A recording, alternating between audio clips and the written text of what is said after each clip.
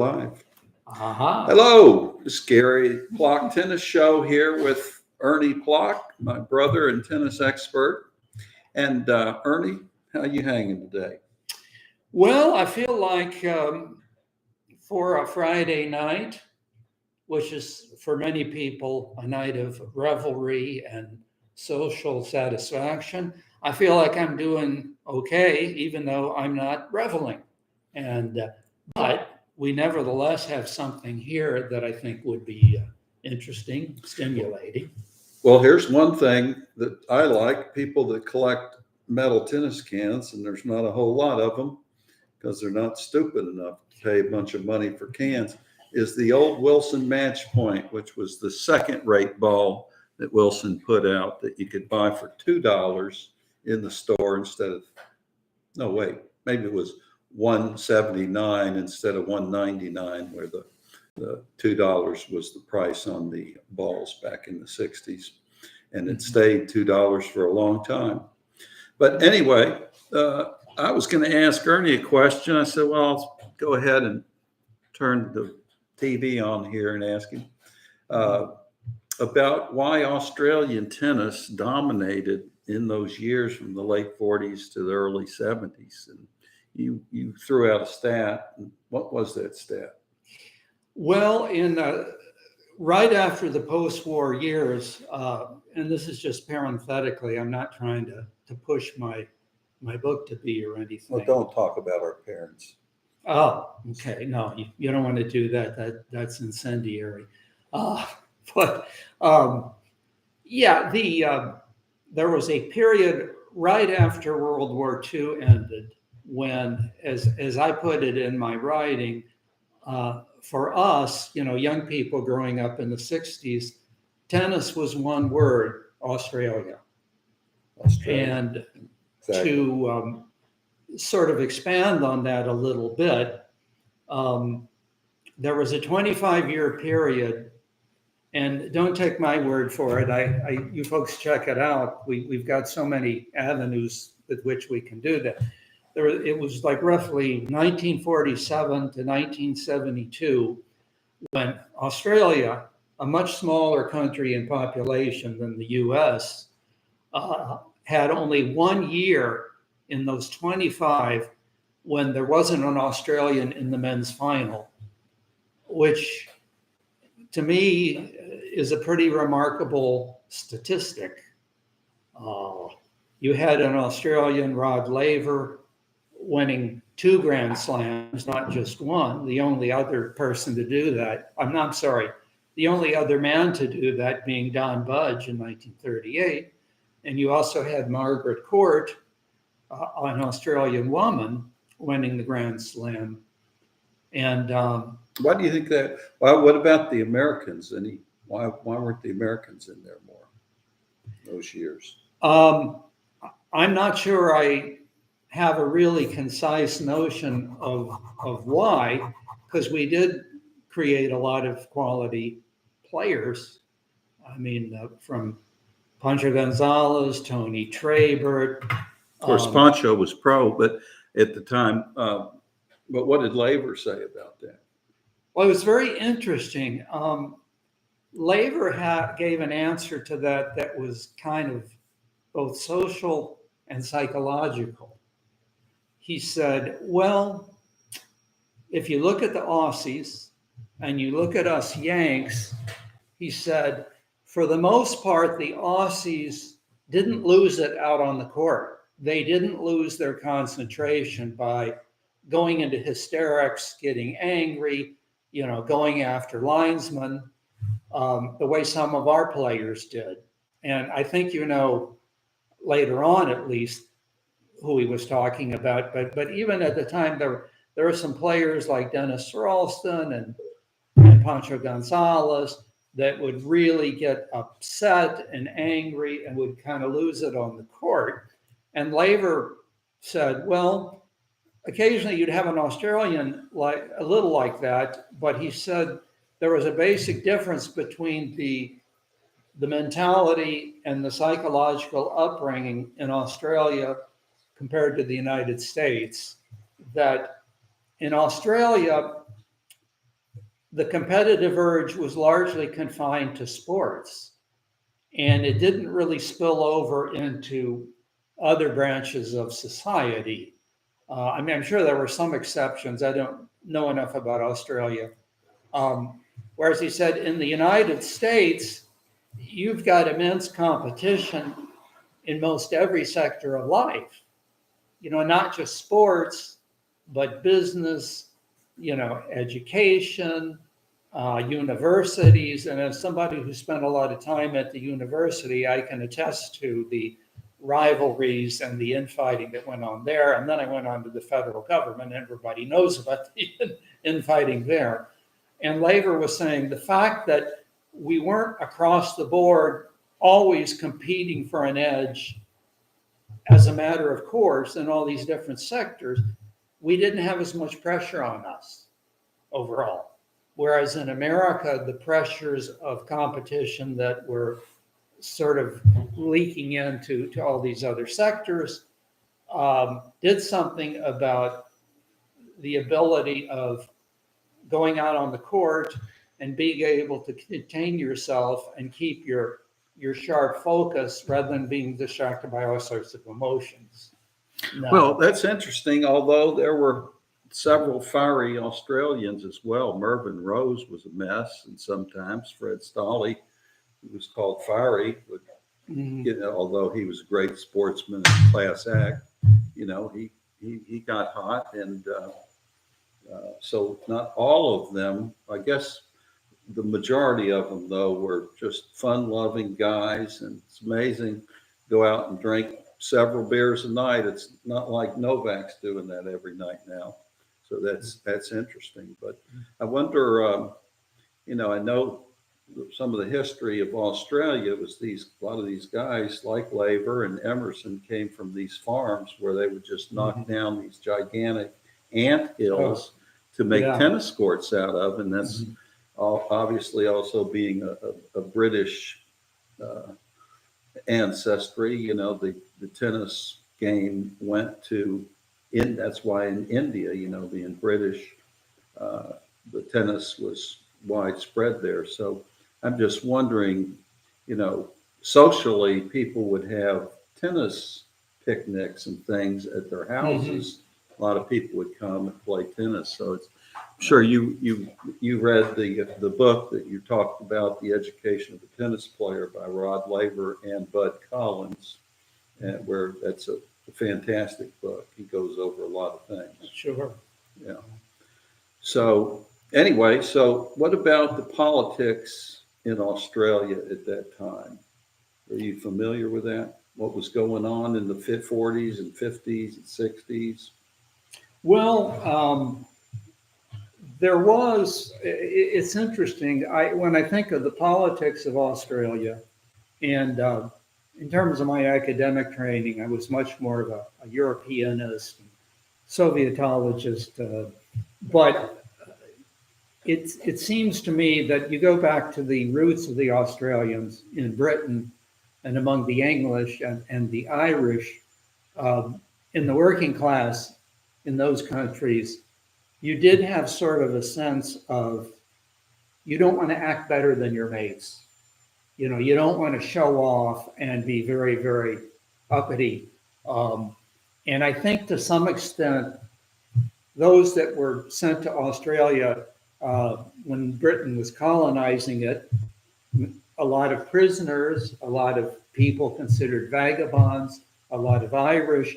I see that ethic in the Australians of today. So similar to the prisoners going to the state of Georgia in the United States. Yeah. So there were a lot. So when was Australia actually colonized?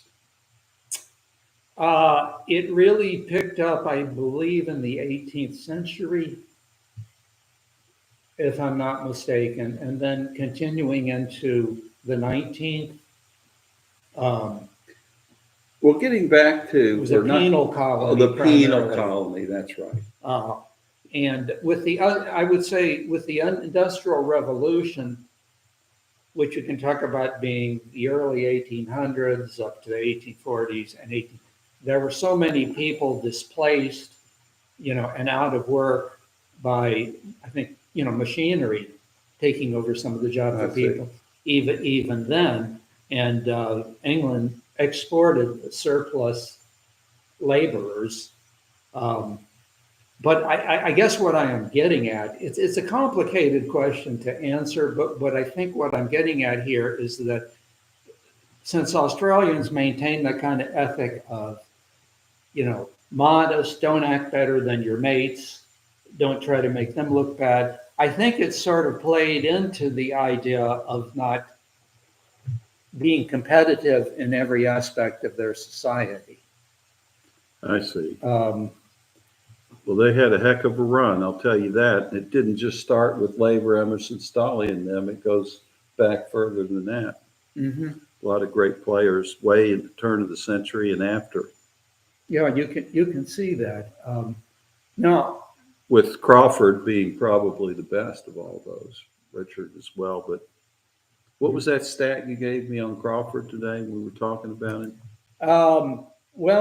Jack Crawford, who was a great Australian player in the late 20s and 30s, it was 1933. And I could be off a year either way. I That's don't know, okay. 32, That's okay. but I think it was 1933. He did what Lou Ho did in 1956. He won the Australian, the French, and Wimbledon. And then he was in the finals of The U.S. Nationals. the U.S. National, right, as it was called. And he went up 2-1 over Fred Perry, the great Fred Perry. But then in the fourth set, Crawford, who was a heavy asthmatic, was just really done in by the Queen's heat up in New York. Ernie, we've got Jeff Mandell on the phone who actually umpired some of these Australian matches at the U.S. Open. Oh, yes, I remember Jeff from before. Hi, Jeff, why were the Aussies so much better than the Americans? Because they drank a lot of beer. Oh my gosh, I thought I was getting somebody to say something very profound. That's why they did it. Is he playing with us, Gary, or what? They partied better than anybody I knew. They did? And they played tennis at that time better than most of the people in the world.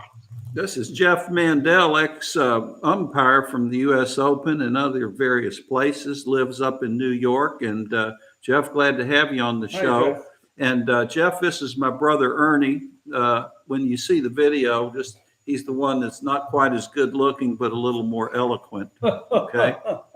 So Nice to meet you, Ernie. Nice to meet you, Jeff. I pay my brother to say these things about me, Hey, so this guy was great friends with Tony Roach.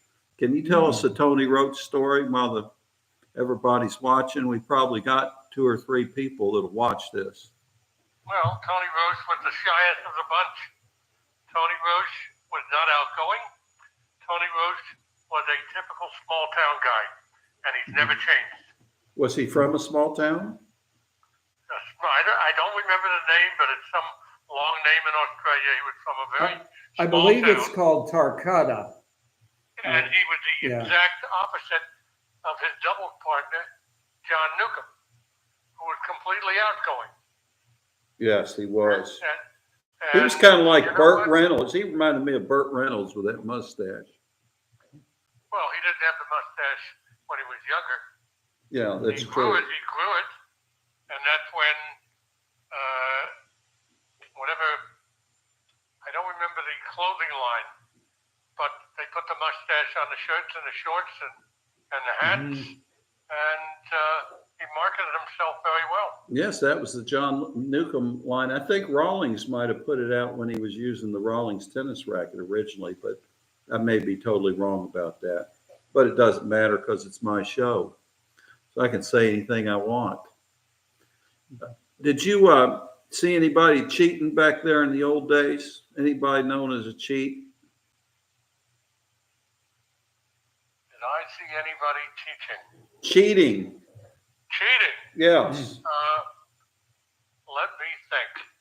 I mean, there weren't Often- linesmen on every line back in the day, you know, especially Well, the less than often- finals. Off the top of my head, remember when I was in my heyday, it was before open tennis, and there was not money. Therefore, It was a The gentleman's model- sport. It was a gentleman's sport back then. that I was just getting to. I was just going to get to that. It was a sport of ladies and gentlemen. Yep. Now, that being said, I'm sure there were some cheaters. I just didn't see them. Well, they didn't cheat on your court probably because you were a tough customer. Well, I think I'm going to tell you something. I think one of the reasons I stopped playing senior tennis because there was a tremendous amount of outright cheating called bad calls. Hey, you're from up there. Who was better, Gene Mayer, Vitas Gerulaitis, or Gene Scott? Well, that's a toughie because there's three different types of characters. That's right. Gene Mayer, when I was running the junior circuit for the summer in 1965, and Sandy was on the Tilton Cup team that went down to the Mid-Atlantic to Sandy would have been Gene's brother, Alexander Mayer, called Sandy. He had a great pro career. Go ahead. I'm just educating our viewers. Gene was just a little kid, and I went to pick up Sandy in the station wagon I had for the summer, and I made a stop and picked up other kids on the way down to Philadelphia, and Mr. Mayer said to me, "Can you take Gene down for the experience?" And I'm looking at this little kid, and I'm saying, okay, what am I going to do? He's going to be sitting there. Now, the non-playing captain of the Tilton Cup team at Marion was Richard Sorleen, who was a ranked national player back in the 60s. Marion being in Philadelphia on the main line. Correct. Vic Seixas' home club. I brought little Jeannie there with his racket, and I introduced him to Dick Sorleen, and I said, "Do you have any kids here? Maybe he can play while the older kids are playing in the Tilton Cup." And of course, he found somebody. And you know what? There was little things like that went on back then that don't go on now. Right, right. One of the things that I recall Jack Kramer commenting on in his book, The Game, something entitled, Great book, which The kind Game. of interested me. I mean, he had his legendary rivalry with Bobby Riggs, and it seemed like Kramer would make this distinction, saying Riggs was not above gamesmanship, but he wasn't really an outright cheat either. You know, he would do a lot of things to get an edge, but there was a point he wouldn't go beyond. Does that ring a bell at all? I mean, I realize this is before our generation, but how do you draw the line, I guess, is what I'm asking, between gamesmanship and unfair advantage, or is there one? I don't know how to draw the line, but you know, you think of a Pancho Gonzalez, and everybody was fearful of him. Mm-hmm. Yeah, he was a tough customer. In part because of his temper, and in part because he felt he was discriminated against by the country club set, and he was from the public parks. Right, and of Mexican heritage. And it was almost like he carried a chip on his shoulder walking onto the tennis court. Well, I think he did. And I will tell you a Tony Roche, Pancho Gonzalez story, that when I told Roy Emerson and Fred Stolle, they never even knew it. Right? And I told them a year or two ago. And I said there was the year Tony was going to play Pancho either in the round of 16 or the quarterfinals. I think it was 1969. at the U.S. Open. He and I had left the court because he was staying in someone's apartment on Queens Boulevard. And I drove him home. And before we drove home, we stopped at the umpire's tournament director's desk and said, "When is your first match? Tony, when is your first match?" And they said, "Third match in the stadium." I know, I was there. I took him home, figuring I'd pick him up 11, 12, 1 o'clock. I get up at 8 o'clock in the morning and I'm reading the New York Times, and I see Roche Gonzalez first match in the stadium. I pick up the phone and call him. I said, "Wake up and get dressed. I'm going to be there in a half an hour." And I dropped him off at the front gate at West Side Tennis Club and went and looked for a parking space. And all he was worried about was, would someone be there so he could have a hit and warm up? And I'm sure he found somebody, but Pancho beat him in 4 sets. And I really believe that if Tony was of sound mental mind, and he's already got completely discombobulated when they switched the court order, it wouldn't have been a match. Tony was at the prime of his career. Is that right? Poor Tony, I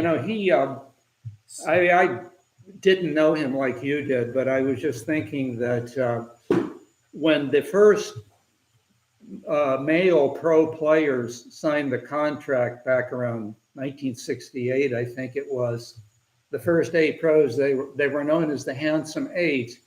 But then somebody said something which went around and became popular. Actually, it's the Handsome 8 plus Tony Roche. But Well, I will tell you another story. I was at the University of Oklahoma as a senior. I wasn't playing tennis. I was already off the tennis team as a senior. And the first night of the Handsome 8 was in Kansas City at the Stockyards Coliseum. And I had spoken to Tony before, and I said, "Would you mind if I came up there?" And sure enough, I was up there the first night that they put a carpet down over the ice, and that's where they started World Championship tennis. In what arena was that again? I think it was the Stockyards Coliseum. In Oklahoma City? No, in Kansas City, Missouri. Oh, Kansas City. Kansas City, Kansas, Missouri. I don't know. They're all the same to me. Well, you went to Washington U also, which is in St. Louis, so you should have a little bit of a bearings. They said, "Come on up. You'll stay in Rosie's room and overnight." And I went to dinner before the tournament, late afternoon, with Lamar Hunt and Dave Dixon, who was the marketing guy, and the 8 players, and I think Al Hill Jr. was there. And I was getting teased. What the heck was I doing up there? And I just said, "I'm friends of the family," meaning more than one of the players I was friendly with. I guess that Lamar Hunt's family still owns the Kansas City Chiefs, if I'm not mistaken. I don't think he's not. They're lucky. They were born into the right family. They're lucky duckies. Well, that's right. Just like you were, Jeff. Jeff's a wealthy billionaire up there in New York, and he is in the financial world. So, but he made it on his own. He made it on his own. No. I'm just joking. He made it on his own. But anyway, he's a legend up there in New York, and helped Paul Kranis when he was running the junior programs all over metropolitan New York. So Jeff's got an extensive background. Who do you think Laver was really the best Australian ever? Because Fred Stolley doesn't think so, And there's some other people that don't think so. He was, first of all, he had the left forehand. This forearm was so large, there was no way that he couldn't hit the ball like a rocket, his nickname. Well, you know, I did not see enough of him playing that I can give you an opinion. because Fred maintains that Lou Hode was the best Australian ever. I've heard that too. Yeah. I've heard that too. And He must have been something before he got hurt. When he said, Ernie and I had a talk with Mr. Stolley a few years ago, and I said, well, yeah, but Gonzalez, beat him like, 42-13 in the, the barnstorming tours where they go town to town. He goes, yeah, well, he couldn't. They drive there every day, and his back was so bad he could hardly move during most of that tour. So that's not a real good characteristic of Lou Hode. Yeah. Apparently, according to Kramer, Hode realized his back was getting bad, and he had sort of rebuffed Kramer before on turning pro, but that once that happened, before it was really deteriorating, he wanted to get on the tour and, think he could make more money. But I remember Kramer saying but the back, you could tell, was bothering him because he said, I wound up playing 25 matches against Hode, and I won 13, he won 12. I should never have won that many matches against Hode. Well, yeah, it was tough. I mean, they would go from like town to town in the car and have some work putting up those tarps. Obviously, they didn't do it, but it was grueling. They played every night, and it was cold, and I'm sure it was miserable. those are known as the good old days. Yeah, the good old days. But Good old days. We didn't know any better. It's also the days when there was, and I know there's some crowds sometimes that come to some pro matches, but I see a lot of pro matches where they're very, very poorly attended. And back in that day, boy, they filled it up. Tennis was a big deal. Ernie was talking in another episode how the fact that how big the crowds were, and that Bill Tilden was as big or bigger than Babe Ruth and Jack Dempsey in some circles, which sounds absurd, but it's how big of a star he was. I remember, let's see, the summer I was 15 going on 16, or 1962. And that was the first time I took tennis lessons from a pro by the name of John O'Grady. And John O'Grady had said to me in the late 40s, he played on the same U.S. pro national tournament as Don Budge and all those big guys. And there was a time when I was sitting in my seats at the Open, and Pancho was sitting in the box next to me, and that's when I got that hat autographed that I sent down to you. And I said to Pancho, I said, I took tennis lessons from someone who played tennis with you on the tour. And he said, who was that? I said, John O'Grady. So he wanted to know all about how John O'Grady was doing. How about that? And he gave me a smile. Like, I said to him, geez, if I ever come out to Las Vegas, would you mind hitting some balls with me? He said, absolutely. Well, it's good. I said, how much is it going to cost me?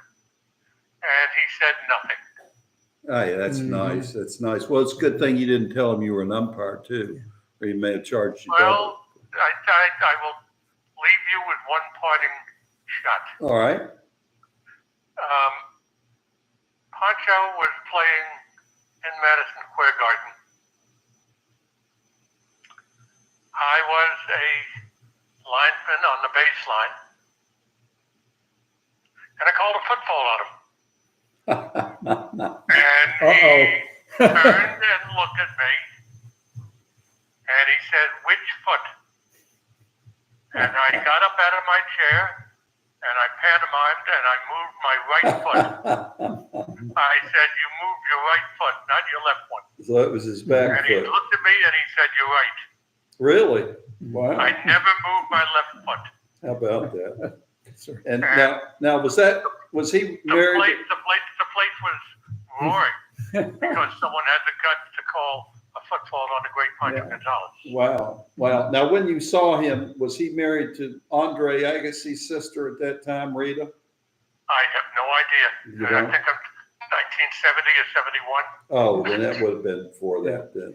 Yeah, I found that it makes for great reading when you read about the conditions under which those players played during the barnstorming tours, where, you know, they had their truck and the court consisted of two separate wooden parts that they'd have loaded in the truck. And then they would wheel the thing out to the arena. And you just had this sort of psychedelic combination of settings whereby you might have low lights that would be, you know, maybe only 20 feet up above the court, and you'd have to figure out a way to lob the ball between the lights. And Really? Kramer said, I learned to beat Riggs because he was slower to learn about how to hit the ball between the lights. Interesting. And another time, and this one I had trouble believing, but I think it was in Syracuse, New York. Kudos to Jeff here, but I know it's Syracuse.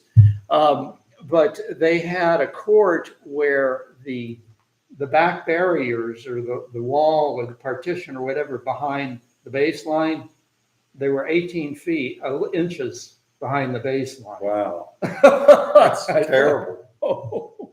Gosh, That's Medvedev would be in the 10th row.